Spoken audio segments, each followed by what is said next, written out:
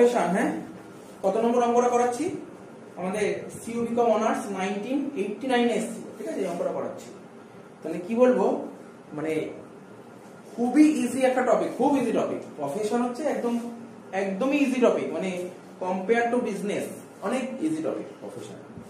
তো প্রফেশন তো আগে পড়ে এসেছি আমরা, না ক্লাস 11 থেকে পড়ে এসেছি প্রফেশন, ঠিক আছে। তো একটা প্রফেশনের এক্সাম্পল বলছি। ডক্টর, ঠিক আছে, চার্টার্ড অ্যাকাউন্টেন্ট, তারপর লয়ার, ইঞ্জিনিয়ার, বেসিক্যালি এদেরই পাবি। তো এবার এদের ইনকামটা ক্যালকুলেট করতে হবে। ধর একজন ডক্টর যে সেও তো ইনকাম করে। আরে যেই ডক্টর ধর দেখবি হাসপাতালে চাকরি করে, তার কথা বলছি না, যে হাসপাতালে চাকরি করে তো স্যালারি পায়। ধর কেউ ধর গভর্নমেন্ট হাসপাতালে এসএসকেএম এ চাকরি করছে, তো গভর্নমেন্ট থেকে স্যালারি পায়, সেটা স্যালারি থেকে দিবে, সেটা বলছি না। কিছু ডক্টর আছে দেখবি তাদের নিজস্ব একটা চেম্বার আছে না, সেই চেম্বারে পেশেন্ট দেখছে, ইনকাম হচ্ছে। তো সেই ইনকামটা কোন হেডে নেবে ওটা বলছি, বুঝতে পারছিস তো?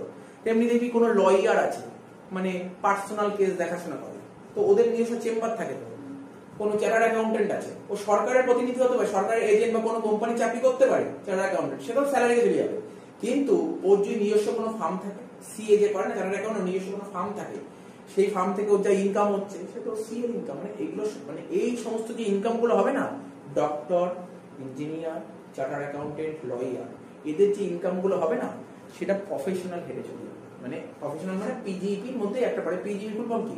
Profit or gains business or profession. তো এই প্রফেশন হেডে চলে যাবে, তাই না? এখন তুই বলতে পারিস স্যার একজন চেনা জানা আছে একজন ডক্টর, ও এসএসকেএম এর ডক্টর। আরে এসএসকেএম এর ডক্টর মানে কি? ওকে তো গভর্নমেন্ট স্যালারি দিচ্ছে পার মান্থ, এটাও স্যালারি চলে যাবে।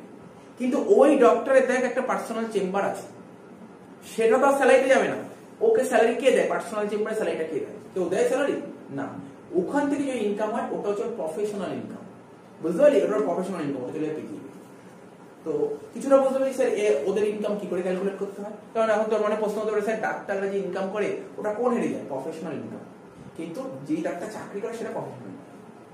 লয়ার দেখি কেউ সরকারি লয়ার থাকে, গভর্নমেন্টের লয়ার, সেটা স্যালারিতে চলে যাবে, গভর্নমেন্ট থেকে স্যালারি পাচ্ছে। কিন্তু যে না ধর আমার একটা কেস আছে, আমি সেই লয়ারকে বলে কেস প্রফেশন করতে, আমার থেকে টাকা নেবে, এটা তো স্যালারি হেডে যাবে।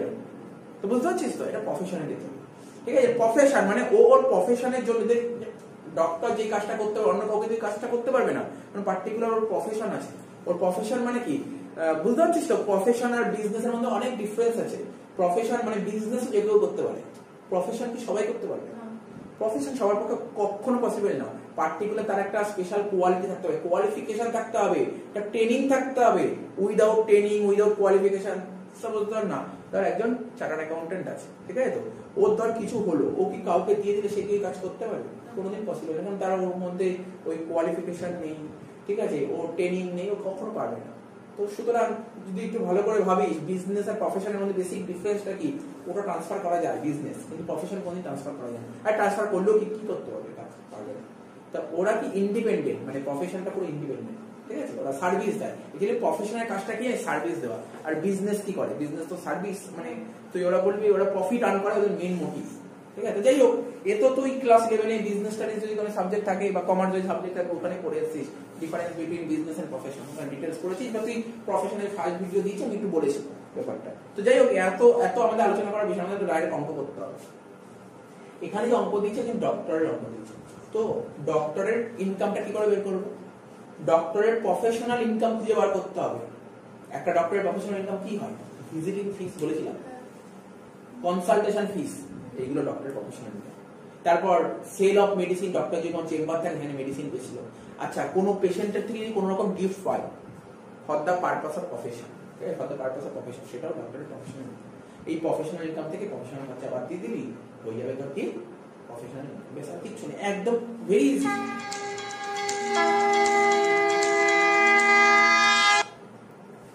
ঠিক আছে, ভেরি ইজি। তার মানে বুঝতে পারিস, একজন ডক্টরের যে ইনকামটা হবে কোন হেডে চলে যাচ্ছে? স্যার পিজিইপি প্রফেশনাল হেডে। ওই ডক্টরের ইনকামটা কি করে বের করবো?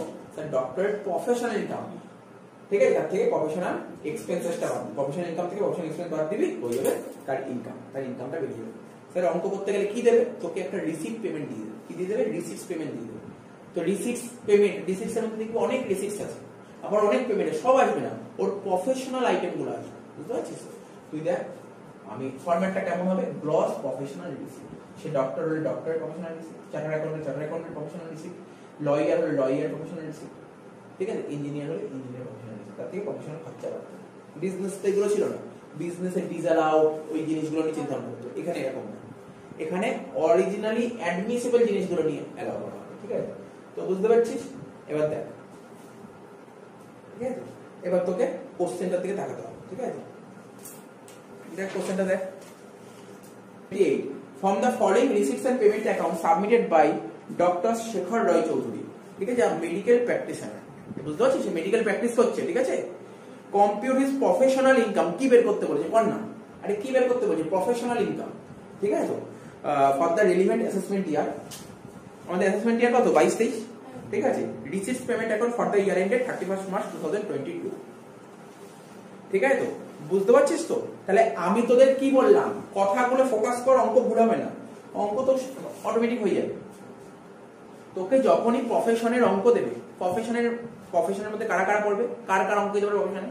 Doctor, chartered accountant, lawyer, engineer, চারজনের বাইরে অঙ্ক দেবে না। তো বলে দিচ্ছি দুজনের অঙ্ক দেবে, হয় ডক্টর দেবে না চার্টার্ড অ্যাকাউন্টেন্ট দেবে, তাও বলে দেবে, এর মধ্যেই থাকবি তুই ঘুরে ফিরে। ঠিক আছে, বুঝতে পারলি? এই দুটো পাবি। তো বুঝতে পারছিস তো? এবং তোকে অঙ্ক করতে গেলে আগে যেমন বিজনেসের অঙ্ক করছিলে, কি দিয়ে দিচ্ছিল তোকে কোশ্চেনে? প্রফিট অ্যান্ড লস অ্যাকাউন্ট দিয়ে দিচ্ছিল। এখানে কেন প্রফিট অ্যান্ড লস দিচ্ছিল? এর জন্য লজিক বলেছিল যে না, একজন বিজনেসম্যান বিজনেস থেকে কি এক্সপেক্ট করে? প্রফিট এক্সপেক্ট করে, আর প্রফিট তো মানে পিএল অ্যাকাউন্ট থেকেই পাওয়া যায়। কিন্তু তোরা ভাব, তোরা আগে ইনকাম এন্ড এক্সপেন্ডিচার করেছিলি chapter. Non profit organisation, non profit organisation মানে কি? যে সমস্ত অর্গানাইজেশনের মোটিভ প্রফিট আর্ন করা নয়। তা প্রফিট আর্ন করা নয় এদেরই তো, আমি যাদের বলে এদের তো মোটিভ তো প্রফিট আর্ন করা নয়, তো এদের কি দেবে? রিসিপ্ট পেমেন্টই দেবে। তো বুঝতে পারছি কেন রিসিপ্ট পেমেন্ট দিয়েছে? তো বুঝতে পারছি রিসিপ্ট পেমেন্ট ওরা তোকে পরীক্ষায় দিয়ে দেবে, রিসিপ্ট পেমেন্ট থেকে তোকে করতে হবে, কিছু অ্যাডজাস্টমেন্ট হবে 2-3টে। দেখ বাদিক দেখতে পাচ্ছিস, ওরা লেখেনি, বাদিকটা হচ্ছে রিসিপ্ট আর ডান দিকটা হচ্ছে পেমেন্ট। ঠিক আছে, তো জানি। আরে বলি স্যার লেখেনি কেন? আরে তো সবাই জানি, অ্যাকাউন্টস করেছি আমরা সবাই জানি, বাদিকটাকে রিসিপ্ট বলে, ডান দিকটাকে পেমেন্ট বলে। প্রথমে কি লেখা যায়? ট্রু ব্যালেন্স বিধি। তো একটু অ্যাকাউন্টেন্সি আলোচনা করি। অ্যাকাউন্টেন্সি রিসিপ্ট পেমেন্ট অ্যাকাউন্টে সবার প্রথমে লেখা যায় ট্রু ব্যালেন্স বিধি। মানে জানিস, আমি বলেছি দেখ অ্যাকাউন্টেন্সি আলোচনা করি। রিসিপ্ট পেমেন্ট অ্যাকাউন্ট মানে কি? সেম অ্যাজ ক্যাশ বুক। রিসিপ্ট পেমেন্ট অ্যাকাউন্ট একদম ক্যাশ বুকের মতো। তাহলে এখানে ট্রু ব্যালেন্স বিডি আছে মানে কি? ক্যাশের ওপেনিং ব্যালেন্স দিয়েছে। বুঝতে পারলি? তার মানে এটা কোথাও আসবে না, এটা কোথাও আসবে না। দেখ না, তুই কি করে বলবি এটা প্রফেশন? ক্যাশের ব্যালেন্স মানে ও যে রিসিপ্ট পেমেন্ট অ্যাকাউন্ট খুলে তার বছরের শুরুতে ক্যাশে এত টাকা পড়ে আছে, এটা কিছু হবে, এটা ব্যালেন্স শিটের আইটেম। বুঝতে পারছিস তো? এ কি কোনো ইনকাম এক্সপেন্স এখানে বিচার করবি না, এটা আসবে না। কনসালটেশন ফিস, এটা ডাক্তারের ইনকাম আসবে। ভিজিটিং ফিস, এটাও তো ডাক্তারের ইনকাম। বুঝতে পারছিস তো? কনসালটেশন ফিস, ভিজিটিং ফিস, বুঝিস তো ব্যাপারগুলো? এগুলো তো কোনো সমস্যা নেই, সবাই ডাক্তারের ইনকাম। এগুলো কি ধরনের income? Professional income, professional income. তারপর কি ডিভিডেন্ড, যে ডিভিডেন্ড কি ডাক্তার প্রফেশনাল ইনকাম? ডিভিডেন্ড মানে কি? ও ধর কোনো কোম্পানির শেয়ার, টাটা কোম্পানির শেয়ার কিনেছে, শেয়ার কিনে লাভ পেয়েছে, তো লাভের একটা ভাগ পেয়েছে, ডিভিডেন্ড পেয়েছে। মানে কোনো টাটা কোম্পানি লাভ করে লাভের একটা ভাগ ডিভিডেন্ড ওকে দেবে।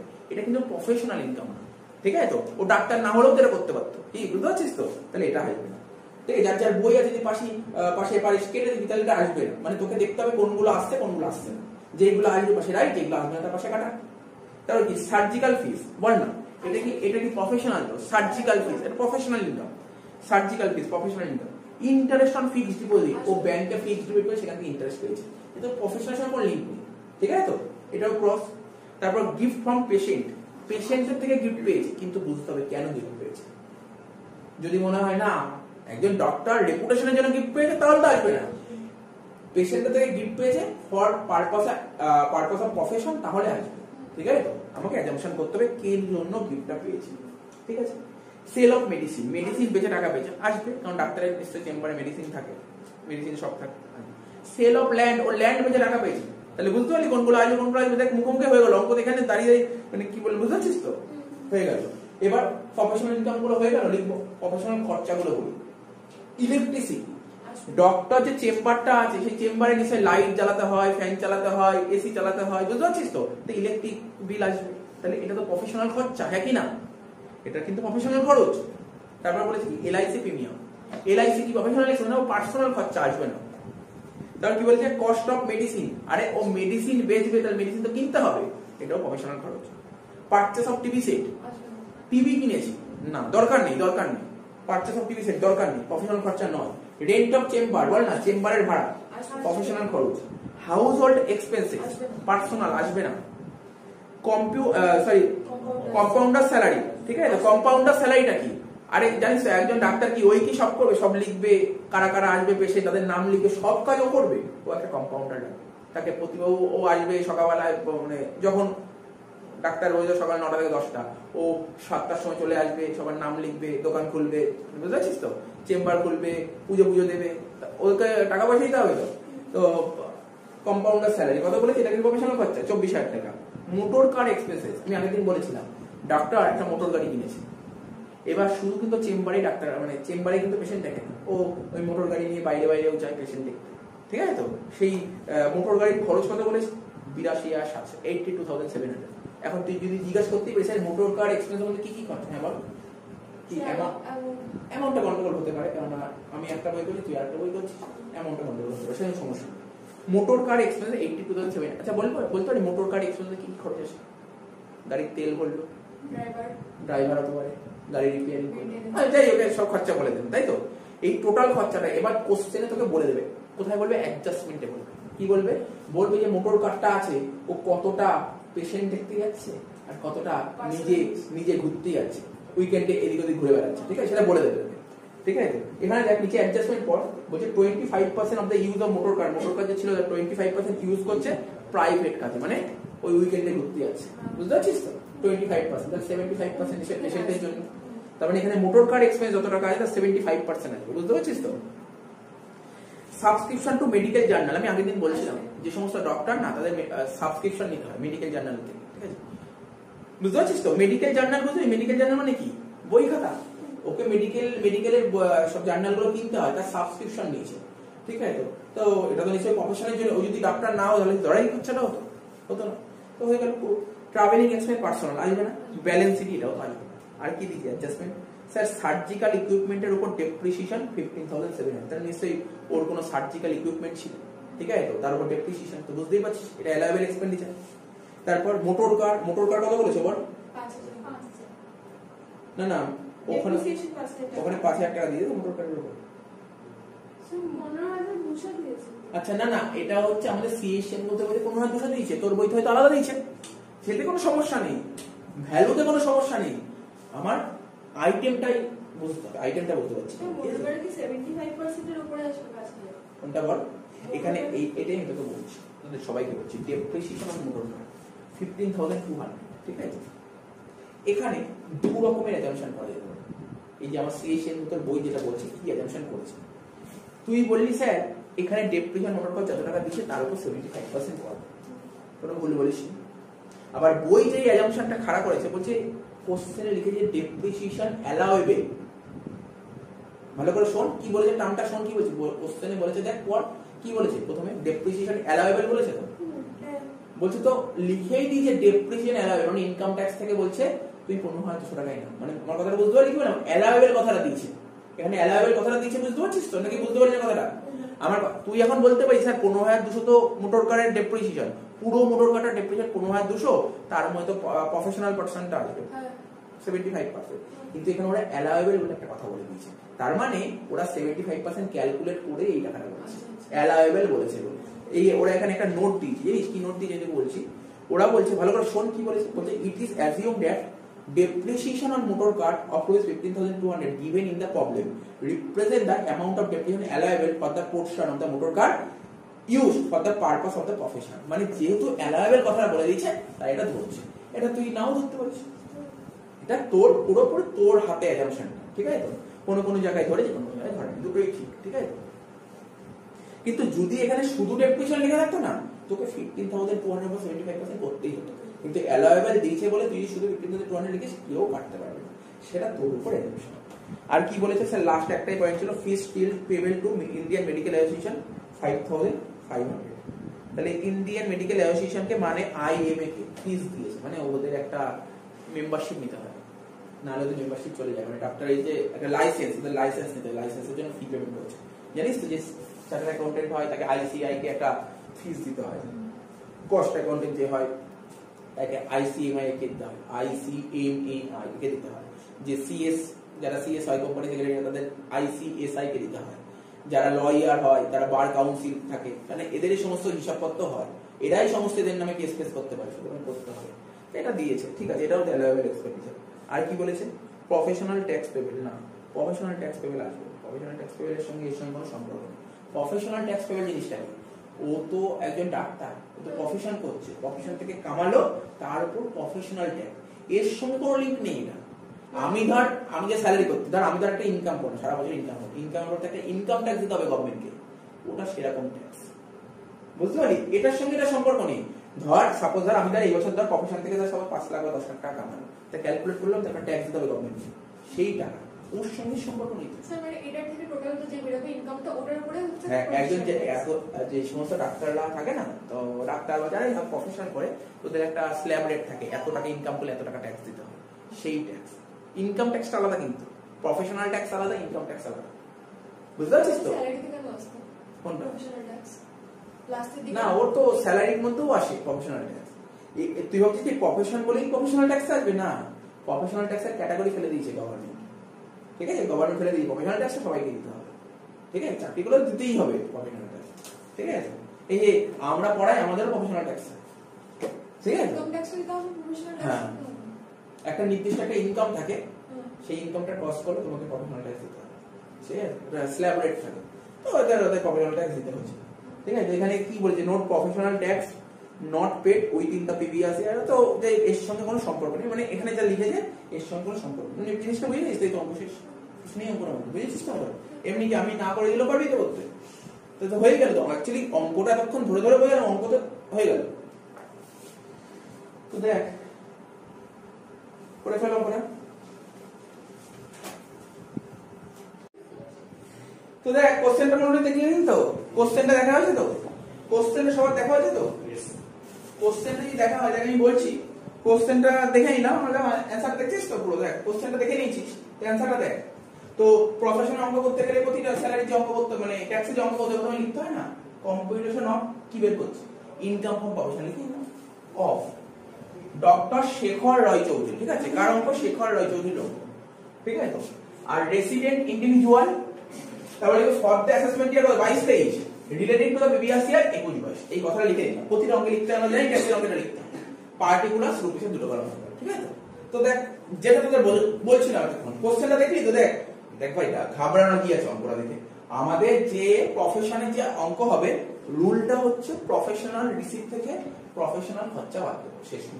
প্রফেশনাল রিসিপ্ট থেকে কি বাদ দেবো? আর প্রফেশনাল খরচা বাদ দেবো, লিখতে হবে এখানে প্রফেশনাল রিসিপ্ট, মানে গ্রস প্রফেশনাল রিসিপ্ট। তো দেখ না, তুই কোশ্চেনটার দিকে তাকা ভালো করে, তুই তো ঠিক আছে তো? কোশ্চেনটার দিকে তাকাস, ঠিক আছে তো? প্রথমে কি ছিল? ডক্টরেট কনসালটেশন ফিস, ডক্টরেট ইনকাম। দেখ কোশ্চেনে লেখা ছিল কনসালটেশন ফিস এত টাকাই ছিল, 5,46,000 লিখে দিয়েছি, দেখে দেখে। কোনো কোশ্চেন থাকলে করবি আমাকে, যে স্যার এই জায়গাটা বুঝতে পারছি না। তারপর কি ছিল? ভিজিটিং ফিস কত ছিল? 72,700, এটাও লিখে দিয়েছি, ঠিক আছে তো? সার্জিক্যাল ফিস এত টাকা ছিল, লিখে দিয়েছি, ঠিক আছে তো? তারপর সেল অফ মেডিসিন এত টাকা ছিল, লিখে দিয়েছি। আর গিফট ফ্রম পেশেন্ট, পেশেন্টের থেকে গিফট পেয়েছি, ঠিক আছে? এটা আমি কি অ্যাজাম্পশন করেছি? আমি ধরছি assuming it has resulted from the excise office profession, মানে ওর প্রফেশনের জন্যই এই গিফটটা পেয়েছে। কি বললাম বুঝতে পারলি তো? প্রফেশনের জন্য গিফটটা পেয়েছে, তাহলে নিশ্চয়ই প্রফেশনাল রিসিপ্টে কোনো সমস্যা নেই। ওর প্রফেশনাল, দেখ প্রফেশনাল রিসিপ্ট স্যার 1 2 3 4 5টা আইটেম হলো, 5টা আইটেম যোগ করে হলো এত টাকা, 7,87,000 প্রফেশনাল রিসিপ্ট। তো যে ডক্টর প্রফেশনাল রিসিপ্ট করেছে, কিছু তো খরচাপাতিও হবে, কিছু তো খরচাপাতিও করবে, সেই খরচাগুলো করে নেব, ঠিক আছে তো? দেখ এক্সপেন্সেস, তুই যে রিসিপ্ট সাইড ছিল না, রিসিপ্ট সাইড থেকে প্রফেশনাল রিসিপ্ট গুলো পেলাম, আর পেমেন্ট সাইড থেকে প্রফেশনাল এক্সপেন্সেস গুলো পাবো। তো প্রথমে কি? Electricity fee expenses for chamber এত টাকা, ঠিক আছে তো? পারচেস অফ মেডিসিন এত টাকা, কোনো সমস্যা নেই। রেন্ট অফ চেম্বার এত টাকা, ঠিক আছে? কম্পাউন্ডার স্যালারি এত টাকা। তোকে বোঝাবো মোটর কার এক্সপেন্স, নতুন করে সত্যি বোঝানোর কিছু নেই। তুই যদি পেমেন্ট সাইড দেখিস, পেমেন্ট সাইডে লেখা আছে মোটর কার এক্সপেন্সেস 82,700, একবার দেখে নিতে পারিস, একবার দেখে নে। মোটর কার এক্সপেন্স পেমেন্ট সাইডে লেখা আছে 82,700, আছে তো? হ্যাঁ কি না আছে তো 8700 নিচে একটা অ্যাডজাস্টমেন্ট বলেছে কি বলেছে জানিস দেখ পর অ্যাডজাস্টমেন্টটা কি বলেছে স্যার বলেছে মোটর কারের কি বলেছে 25% the use of the motor car may be attributed to private purpose মানে কতটা মোটর কার কতটা প্রাইভেট ইউজ করছে 25% তাহলে প্রফেশনে কতটা ইউজ করে 75% তা আমরা তো প্রফেশনাল খরচা করে নেব এই জন্য এখানে 75 এসেছে কেন 75 বুঝতে পারছিস তো তারপর কি ডেপ্রিসিয়েশন অন মোটর কার এটা একটু বোঝার ব্যাপার আছে আমাকে অনেকে কোশ্চেন করছে স্যার মোটর কার তো দেখ না অনেকে কোশ্চেন করে স্যার মোটর কার তো বলেছিল 25% হচ্ছে পার্সোনাল পারপাস তাই তো শুনিস কিন্তু কথাটা যে বলছি একবার বুঝে না কোশ্চেন জীবনে করবি 25% যে মোটর কার যত টাকা ছিল তার 25% পার্সোনাল ইউজ করছি তাহলে 75% তোর প্রফেশনাল তাই তো কোশ্চেনে দেখ ডেপ্রিসিয়েশন অন মোটর কার কত দিয়েছিল কত দিয়েছিল ডেপ্রিসিয়েশন মোটর কার না 15200 দিয়েছিল 15200 আমাকে অনেকে কোশ্চেন করছে স্যার কোশ্চেনে যে ডেপ্রিসিয়েশন 15200 দিয়েছে এটা তো মোটর গাড়ির ডেপ্রিসিয়েশন 15200 তার মধ্যে মোটর গাড়ি তো আপনি কিছুটা পার্সোনাল ইউজ করবেন কিছুটা প্রফেশনাল ইউজ করবেন তাহলে তো আপনার এখানে ডেপ্রিসিয়েশন 15275% হওয়া উচিত আর যদি এটা কেউ বলে তাহলে সে একদম বুঝেছে অঙ্কটা বুঝেই বলবে আমার কথাটা বুঝতে পারছিস আরে আমি একটা বাইক কিনেছি ঠিক আছে বাইকটা কিছুটা পার্সোনাল কাজে ব্যবহার করছি কিছুটা প্রফেশনাল কাজে ব্যবহার করছি তো বাইকটা কিনে যে বাইকের মধ্যে ডেপ্রিসিয়েশন হলো সেই ডেপ্রিসিয়েশন হলো টোটাল 15200 ঠিক আছে তাহলে পুরো বাইকটা যে ডেপ্রিসিয়েশন 15200 হয় তার মধ্যে কিছুটা পার্সোনাল কিছুটা প্রফেশনাল তাহলে 75% হওয়া উচিত হ্যাঁ কি না আরে জেনুইন তো এটা হওয়া তো উচিত কিন্তু আমি এখানে করিনি দেখ আমি ডাইরেক্ট 15200 লিখেছি স্যার কেন করলেন এটা করা উচিত ছিল তো 15200 75% করা উচিত কেন করিনি কারণটা তো বলছি কেন করিনি হয়তো অন্যান্য অঙ্কে এটা করবো না অন্যান্য অঙ্কে আমি 75% করবো কিন্তু এই অঙ্কে করবো কেন অন্য অঙ্কে করবো এই অঙ্কে করবো না কেন দেখো লাইনটা পড়ো 1 নম্বর পয়েন্টে কি বলেছিল প্রথমে ডেপ্রিসিয়েশন অ্যালাউয়েবল মানে কি ইনকাম ট্যাক্স অ্যালাউ করেছিল 15200 তার মানে কি তো যে মোটর গাড়ি ছিল মোটর গাড়ির উপর 75% মোটর গাড়ি যত টাকা ভ্যালু ছিল তার উপর মানে মোটর গাড়ির তো একটা দাম ছিল সেই দামের উপর ডেপ্রিসিয়েশন চার্জ করেছিস তার উপর 75% করেছিস করেই বেরিয়েছে 15200 কথা বলতে পারলি অ্যালাউয়েবল মানে এটা যদি এই অঙ্কে যদি অ্যালাউয়েবল না বলতো শুধু ডেপ্রিসিয়েশন লেখা থাকতো তাহলে তো 75% করতো তোমার কথাটা বোঝা গেল পুরো ব্যাপারটা ক্লিয়ার তো এখানে অ্যালাউয়েবল বলেছে বলে এই লাইনটার মানে এটা আমার কথাটা বুঝে গেছিস পুরো আর নিশ্চয়ই কোনো কোশ্চেন করবি না দ্বিতীয়বার এটা কোশ্চেন করিস না কেন আমি করলাম না ঠিক আছে তো এটাই কোশ্চেন থাকে অনেকে যে কেউ যদি অঙ্ক বোঝে সেই কোশ্চেনটা করতে পারে এবং যে কোশ্চেনটা করবে কোশ্চেনের অ্যানসারটা হলো ঠিক আছে তাহলে বোঝা গেল তো স্যার বুঝতে পেরেছি আর কি আছে ডেপ্রিসিয়েশন সার্জিক্যাল ইনস্ট্রুমেন্ট এ তো বলেই দিয়েছি লিখে দিলাম তাই তো সাবস্ক্রিপশন মেডিকেল জার্নাল করে দিলাম ফিস টু ইন্ডিয়ান মেডিকেল অ্যাসোসিয়েশন করে দিলাম বুঝলি তো কি বুঝতে পারছিস তো তাহলে প্রফেশনাল ইনকাম হলে এত টাকা প্রফেশনাল খরচা হলে এত টাকা ইনকাম থেকে খরচা বাদ দেবো ডাক্তারের ইনকাম দিয়ে দেবো ইনকাম ফ্রম প্রফেশনাল তো কোনো কোশ্চেন করবি এখানে কোনো কোশ্চেন আছে পুরো মানে একদম পুরো কমপ্লিট সলভ করে দিলাম কোনো কোশ্চেন নেই কোশ্চেন করিস না এখানে কিছু নেই কোশ্চেন করলে অঙ্কটা বেকার হয়ে যাবে ঠিক আছে আর কোনো